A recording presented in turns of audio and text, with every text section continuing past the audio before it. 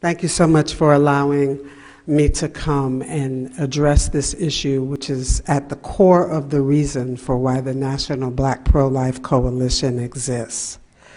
There are some in America today who want us to ignore the motives of organizations that have been targeting women of color, but we cannot.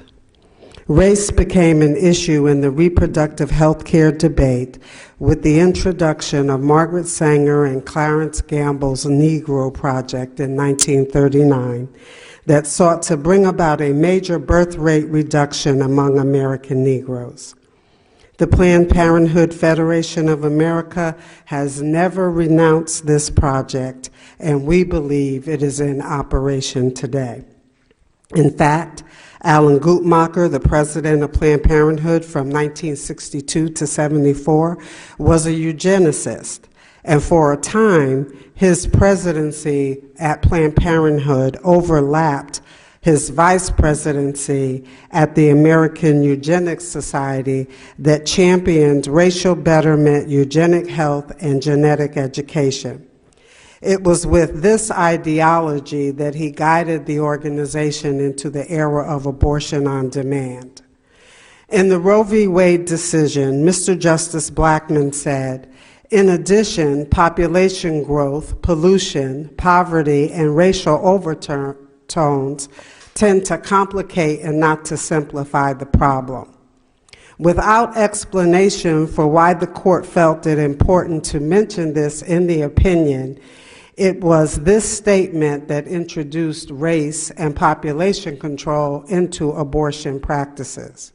Supreme Court Justice Ruth Bader Ginsburg's 2009 New York Times Magazine interview seemed to confirm race was an issue when she said she had thought that at the time Roe v. Wade was decided, there was concern about population growth, and particularly growth in populations we don't want too many of.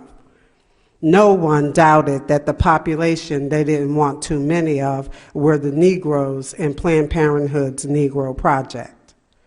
The march toward controlling the black birth rate through abortion has accelerated, and larger surgical abortion facilities are being erected in densely populated Black and Latino neighborhoods.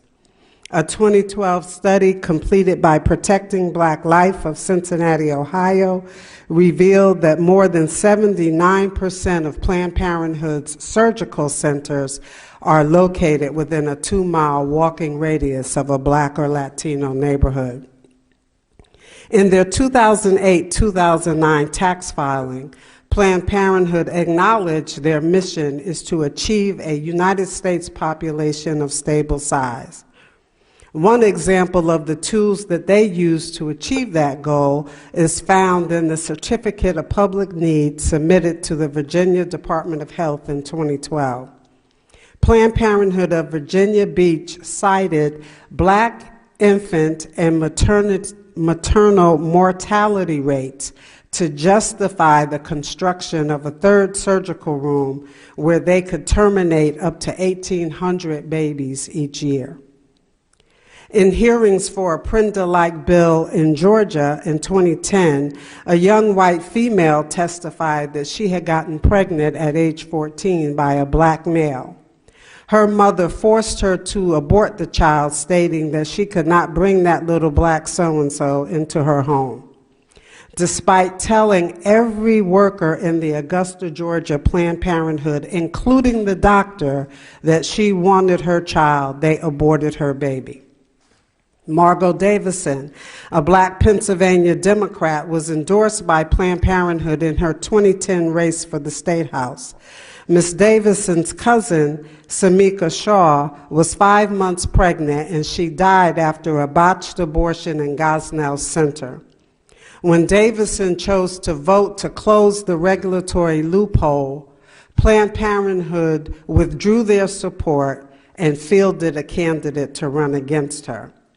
In 2012, an abortion doctor in Charlotte, North Carolina, publicly stated his motive for doing abortions was to keep ugly Black babies from being born and a burden to taxpayers. We are asking that the Congress take action to provide relief through enacting PRENDA. Thank you so much.